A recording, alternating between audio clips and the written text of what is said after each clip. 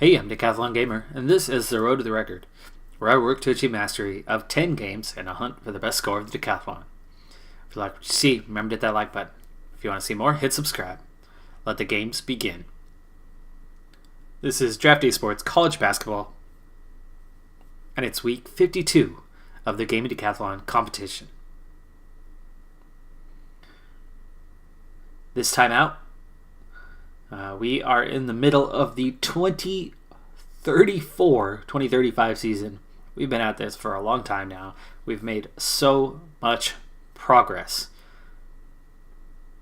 Out of, 23 divisions? We're up to the 10th division now. Going way back to the start of the series, we were set to a reimagining of the NCAA into a promotion, relegation, tiered system, 1 to 23, and we started at the very bottom. And we're not yet to the top. We've got a ways to go yet, but we are well past halfway now, and we continue to progress year on.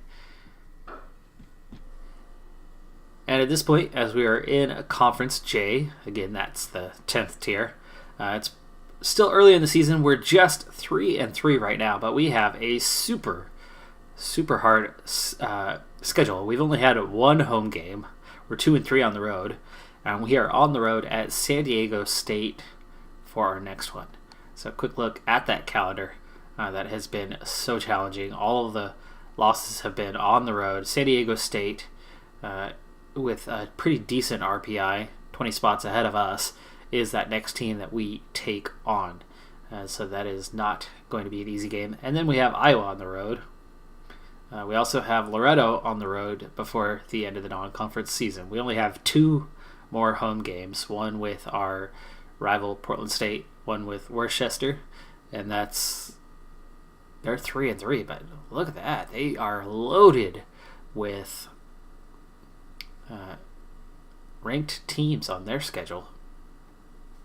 Loretto 4-2. It's pretty high RPI, so that's going to be a difficult game.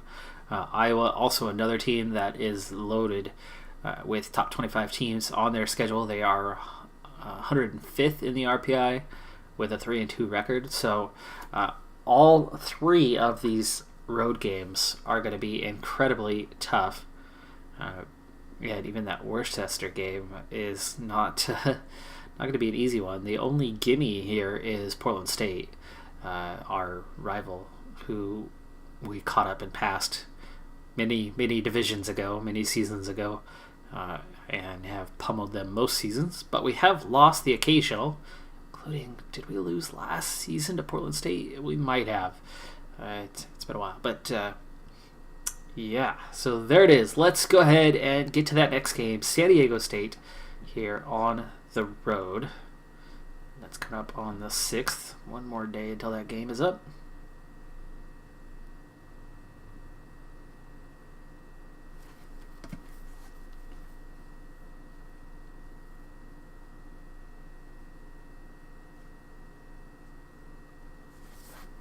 All right, here we go.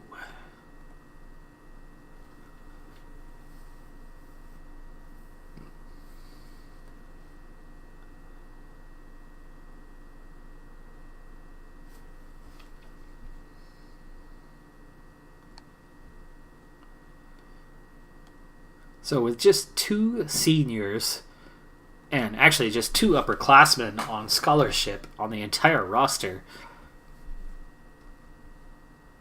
we're surprisingly a really good team, considering that. But that recruiting the last couple of years is really up, or at least last year. This year as well, I've got 2 recruits coming in for next season that are outstanding talents compared to what I've had in most years. Off to a bit of a slow start here, though, as we trail by 6. See if we can't get something going. And we have closed that gap a little bit. It's starting to stretch right back out. Let's go ahead and burn a 30. See if we can't make something happen here. Quick look at the stats. We got Jenkins with 4 points. Waltman there's Snow. He's got 7 and 3 assists already to his name pretty early in this one, but we trail by 13, now 10. So get a little run going there with 4 minutes left in the first half, but it's not looking so good for us. We're going to go ahead and use one more timeout in this one before the half. Nope, apparently not, but we're going to go into halftime down just 6 points. Okay, not bad, not bad. So a little run there right before the end of the half got us back in a little bit. Let's take a quick look at the stats. We're -4 on rebounds, so that's not helping. We're -2 on turnovers. That's definitely not helping. Field goal percentage, both teams plus 50%. Both teams getting to the free throw line a lot. Both teams doing pretty well from the three-point line as well, and we're 9 of 18 there. So that's really helping. And we have tied the game and now taken the lead with 10 minutes to play in this one. So we got hot, went on a run, and we are right back in this game.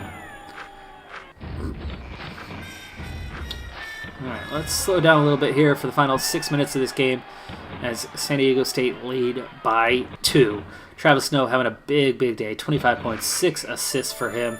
9 of 13 shooting. He is definitely leading the way. Sean Swift has 7. Eisenhower has 5. Rebounds looking a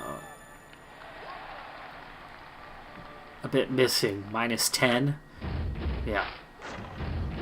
Eisenhower makes a dunk here after we gave up a 3 on the other end and then foul and 2 more. So that's hurting. But we're back within 4 after Anderson gets the shot. Gibson also makes one to stretch the lead right back to 6 where it was. Snow offensive rebound, but misses the 3. They get the ball. They turn it over. So with 2 minutes left, this is going to be tough. And we cannot grab any points on those opportunities. Let's go ahead and use a timeout here. See if we can't do something. It's only 1 minute to play. Slow it down a little bit more for this fight. Oh, there goes the game right there. Gibson with the steal and the dunk.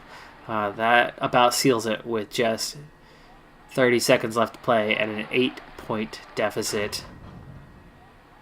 Oh, and then we lose it again. Turnovers. Final score 100-94. Big point stay, but we come out on the losing end. The rebounds seem to cost us the most. Turnovers, just about second most. And not shooting our free throws terribly well when they were 82% versus our 66%. That's a pretty hefty deficit. 11 of 23 beyond the arc, though, was outstanding and some big scores. Jenkins puts in 17, but Snow finishes with the 25 that he had quite a while before the end of the game. So he actually didn't add to his total. So he struggled in that last couple minutes where we really needed something big from our leader. But we dropped to 3-4 with that loss. And I don't think this is a terrible sign for conference play. Because like I said, we've literally played 1 home game. We're 3-3 on the road. And we've had some really tough matchups. But let's go ahead and finish off this week because with this episode, I plan on getting all the way to the end of the season within this one episode. So we're going to have to kind of jump straight towards the end of things and definitely get through the rest of this non-conference schedule as we go 4-4, finally pick it up. Well, not finally, but picking up another road win. Next up will be Portland State. That's the home game. That's the gimme, though. They're actually surprisingly at 3-4 right now, so not a bad record for them. But they are very many divisions below us and at least a couple hundred spots down the RPI. You have new mail. So our RPI actually now at 59th. So looking even better after we picked up that tough road win and came close. We beat Iowa 87-74. That's a solid victory against a good Iowa team that's now 4-3 on the season. Only lost by 14 points to North Carolina. By the way, my Ducks, my alma mater, ranked 4th right now in the nation. UNLV has moved on top after Texas Tech dropped, looks like 2 games last week. I think they were 7-0 entering the week. And let's see here. Well, let's get this next week out of the way. Fully expect that we do beat Portland State, being that it's a home game. And honestly, even Worcester, not the easiest game, but that should be a win as well, considering we are at home. If we can go 4-3 on the road, we should definitely win our home games. And we do beat Portland State. Worcester just 3-5, even though they've got a tough schedule, like we do.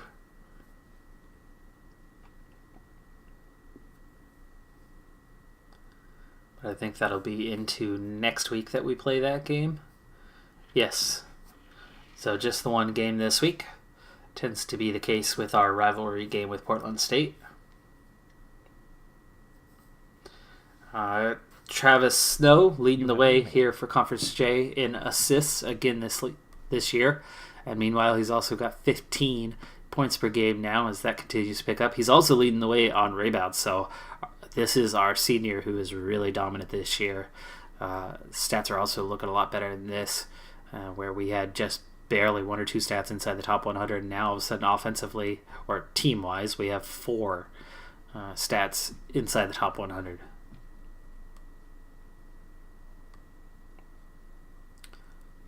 Let's take a quick glance at the standings, see how we're looking now comparatively. Again, we're still in non-conference schedule, but Vermont 7-2, Delaware State 6-3.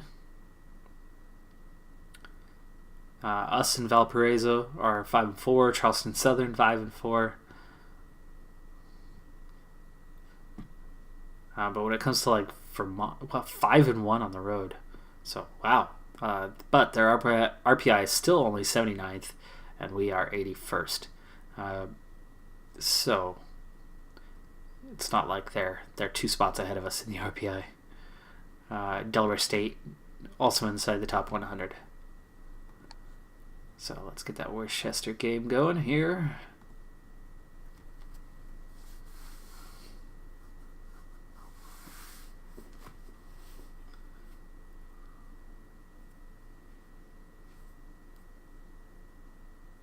Six and 4, so we do win both of those home games. So we're a perfect 3-0 at home, and then 3-4 on the road. We've got this one final road game to wrap up our non-conference schedule at Loretto. Tough game. They're 6-4, like we are. It would be nice to go even 4-4 on the road in that non-conference, that tough non-conference schedule. That would really be a big statement, but I'm not putting all my not all my eggs in one basket. Hey, I can say what I'm trying to say, I think. You have new mail. It's a Boxing Day game on the 26th. Let's see. Got some email, probably just scouted reports. Yes. Loretto is Conference P. Worcester was Conference G. So there's one thing going for us. Worcester is actually a better team than Loretto, or at least in terms of what conference they're playing in. But we're on the road, so definitely no gimmies come on the road. We're not going to watch the game, but let's go ahead and sim the day, and we'll come back to it and see what the score was. So our RPI drops a little bit to 99th, as we haven't had the toughest of opponents. But we do win the game, 81-77. So good solid day there. Big minutes from Travis Snow in that one. Andre Moore, 8 of 17. 24 points for Travis Snow. So he's really stepped it up a lot here. Jenkins added 14. Quite a few guys in double digits. Guys who had a day to forget. Sean Swift, no points, 17 minutes, and no points, and a minus 13 overall. And Hearns also played 12 minutes and ended up on minus 12. So those two struggled on the day, but otherwise, we pulled it out, and it looks like it came down to the second half as we did trail by almost double digits entering the second half.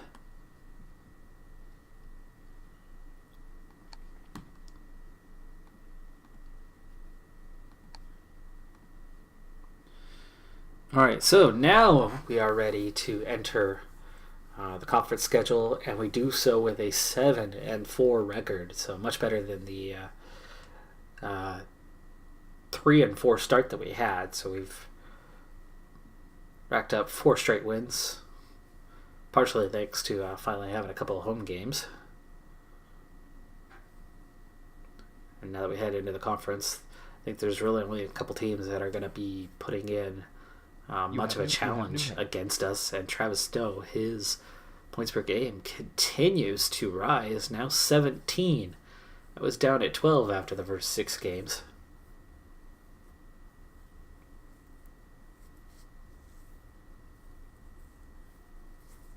Oregon's still up in 4th, same top 4 teams, though UNLV dropped from 1st back down to 3rd.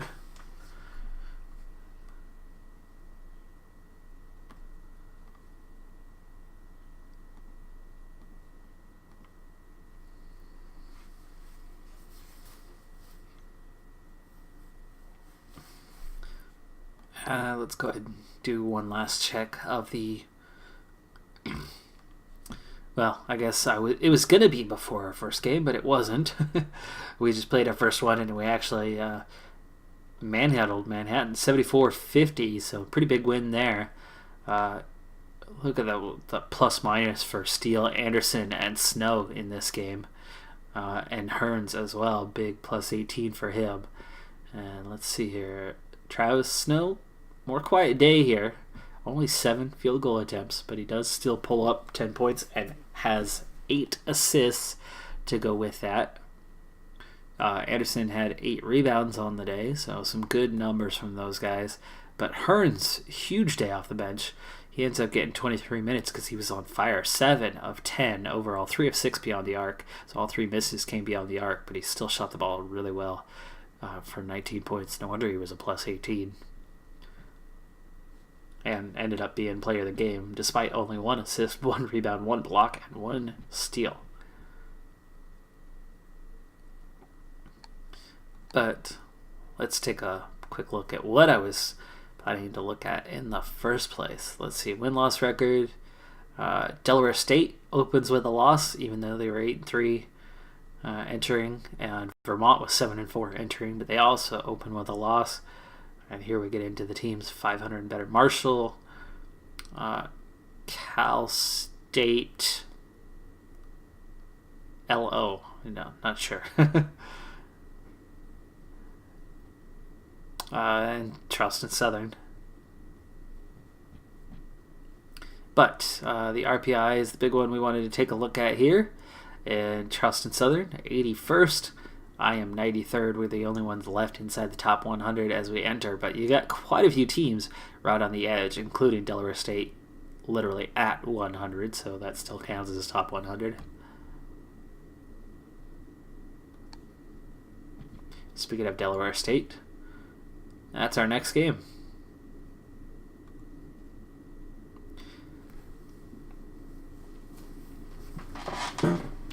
And if we are going to get into the postseason within this episode, I will have to skip games like this. I would love to see this Delaware State matchup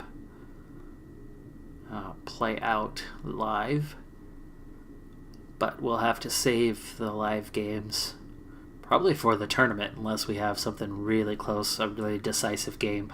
But both of us are 8-4 entering this game, so this is big matchup, as outside of Charleston Southern, we have the combined best record in the conference. It's like, wasn't Vermont the team that was 7-2? They've dropped 3 straight, looks like.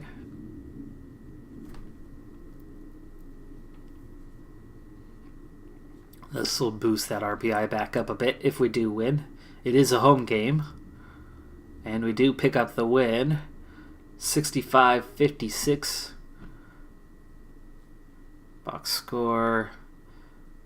Andre Moore gets 14. Travis Snow just 11. So he's been quiet in the last couple games. So once we've started this conference schedule here.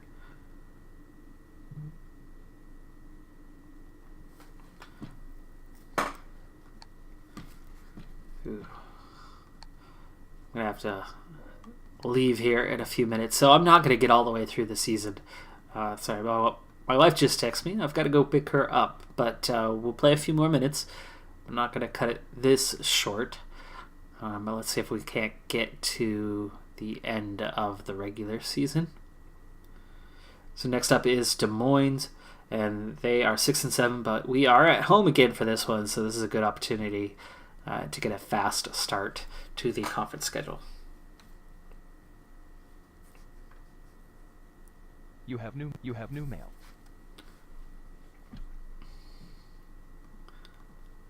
Keep moving right on through.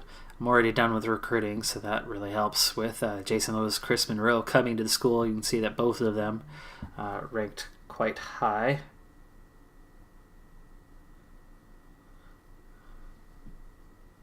Yeah, there you go. RPI jumps to 71st. We do get that win, now 10-4, 3-0 in the conference. And there you go. Los Angeles Jesuit College.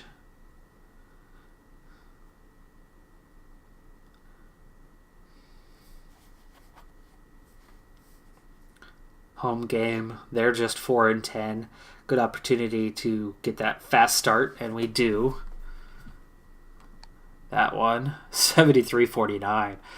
So this is the most dominant I've seen us, but what's going to be the verdict on this injured player? How damaging could this be if we lose a key? Greg Fitz pulled growing 12 days, and he is hurt pretty bad, but Greg Fitz not the most essential player on our roster. If we look here, Fitz 2-star rating. And in terms of the depth chart, he is 9th on the list. So pretty limited minutes kind of guy, with Steele and Anderson getting the start, even though he is our top rated center.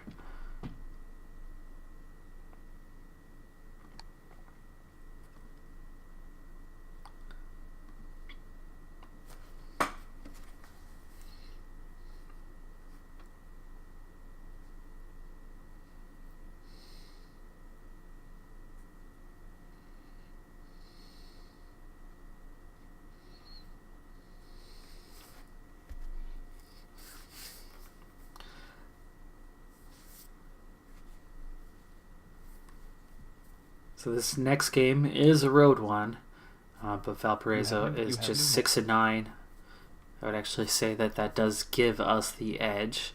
But in terms of schedule, 3 of those first 4 games were all at home, which means the schedule is going to get tougher as we go along. So we're not going to have gimmies. I mean, you see that 4 of the final 6 games are all on the road. So I think at this point we're going to need a pretty solid lead if we're going to hang on to it late.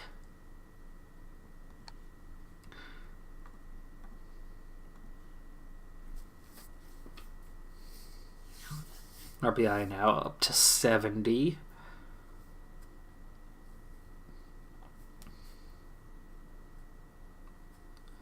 Oh, we do lose. So Valparaiso, despite their weak record, road games are road games. You're never guaranteed anything on the road game, no matter who you play. Towson at home at 7-9. That's a more favorable matchup, even though I think Towson would beat Valparaiso head-to-head, probably hands down. But then again, these records can be a little deceiving as well as non-conference schedules. Some teams play really weak teams for their entire schedule. Some play tough teams. This isn't football, but football's a really good example because those non-conference schedules tend to only be a few games. Most conferences, it's 3 opponents. Some conferences, it's 4 opponents. But one great example is Alabama, who plays nothing but Division II opponents for 95% of their non-conference games. Makes it a little bit easier to maintain that top record. You have new mail. You have new mail. I'm not saying that they're not the best team in the country, but when all their non-conference games are that weak, what does that say about your program?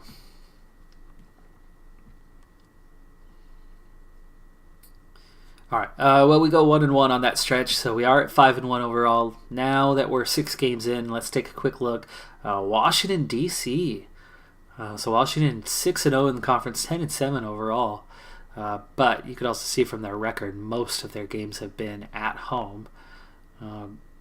Just like a lot of my games right now, anyway, have been at home. And our RPI is pretty similar between the two of each other. So nobody's running away with it at this point, as most of the league, all the way down to UCLA Jesuit, is all the way here at 3-3, just above the relegation zone. So there's just a couple teams that are really getting hammered out there, and otherwise it's pretty competitive within the conference this season. Let's get a couple more games out of the way here.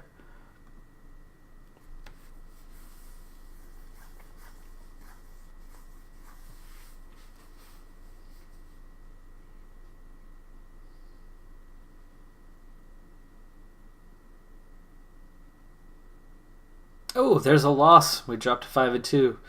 Next up, Tennessee Tech at home. That's an easy game. That's one of the weak ones. So that should put us at 6-2.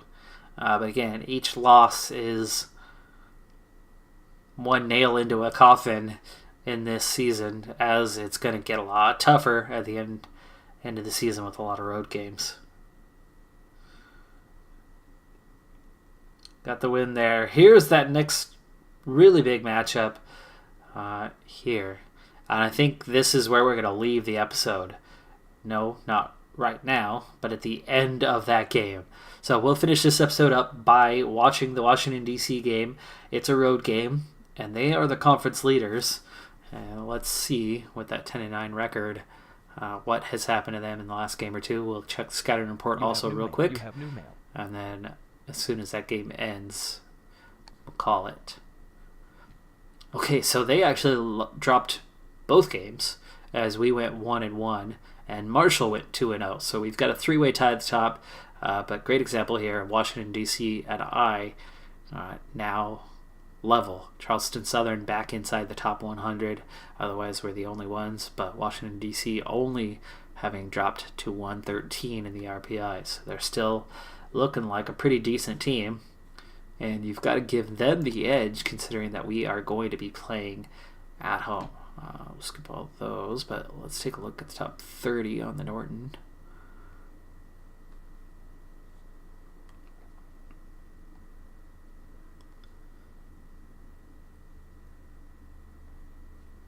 Okay, nobody from our school. Little sad that Travis Snow hasn't found his way into that, but that points per game definitely a factor, as I still have never had a player really on top. Ooh, look at this next stretch. So we've got DC and then Charleston Southern and then DeLand, who's been a big competitor for us in the next 3 games. But let's go ahead and view the report on Washington, D.C. And look at that. We've got the advantage everywhere except for at center. Oh, they're pretty young, too. 3 juniors and 2 freshmen in their lineup.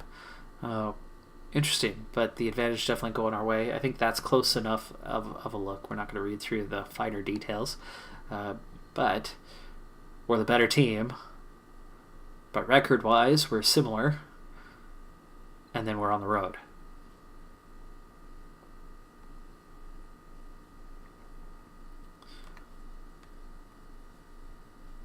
So, for the final game of this episode, we've got Washington, D.C. on the road, tied as league leaders at this point. So, the midpoint of the conference schedule, the leader will be decided by this game. But with a lot of season left to play, win or lose, it shouldn't affect either season too greatly. It just kind of helps cement your position. We are going to go fast through this one, at least till late in the game. We do get off to a decent start with the early score, but it's still a tight game through the first 5 minutes. Small advantage, going our way at least. Snow's already got 5 points and made his first 2 shots. Fitz has 4 points already. Moore has 5 points already. So if you guys getting on the scoreboard early, +3 on the rebounds here early on, and +4 on the turnovers, at 60% or thereabouts in the field goal percentage, and they're 6 of 20. They were down to 30% there a moment ago, and we're 11 of 12 from the free throw line. So all things looking good, and all leading to a pretty decent halftime lead of 35-26. 9-point lead there right at the half, and it was actually 35-22 until the last few seconds of the half. But with 5 minutes gone by, they've gotten right back into this game. We're going to go ahead and use a 30 now to try to halt their momentum, as they actually do take a lead, but we do fight back. 48-46 in the moment with 10 to play. 48 apiece. Now with that, we're a little bit minus on the rebounds. We're +2 on the turnovers, but that's not as good as it used to be. And our field goal percentage fell away as well. So both teams defending really, really well here. With just 4 minutes left to play. Let's slow it down for the last 3.5 here, as it's a tight contest, 58-57. Jenkins makes 1 of 2 on the free throws, but they make both of theirs. Snow, just 9 points for Snow. He's not in double-digit figures. This is the first time I haven't seen him there. 61-61 with 2 minutes left to play, but Snow is 5 of 6 on his field goals. And now with 11, but we trail by 1 with 1:40 to play after they just made a 3-pointer, Woodbury. But Anderson makes the layup to give us the lead back. But their guy, King, their center, makes his own. But Travis Snow reclaiming the lead, entering the final minute here. Okay, we definitely want to slow it down for the final minute. We will use a timeout regardless here on this next possession, or Washington, D.C. will. Hearns just made the 2 to stretch the lead, but they tie it. Brian Thomas ties the game on a 3-pointer with 26 seconds left. Use my final 30. Jenkins, coming out of the timeout after 9 seconds come off the clock, gets the bucket. That's his 13th point of the game. He and Snow both having a good day. And Jenkins also gets a steal. They foul us with 6 seconds left. It's Travis Snow who makes both free throws to seal the game. Galloway had a chance to close the lead to 1, but it was the final moments, and we win the game 73-69. That's going to do it for this episode. I'm Decathlon Gamer, and remember, I'm aiming for the best of the best. So if you're ready to join me on my journey, hit subscribe, and tune in next time on my road to the record. I got a good team here, so be sure to check out the next episode when we come back next week.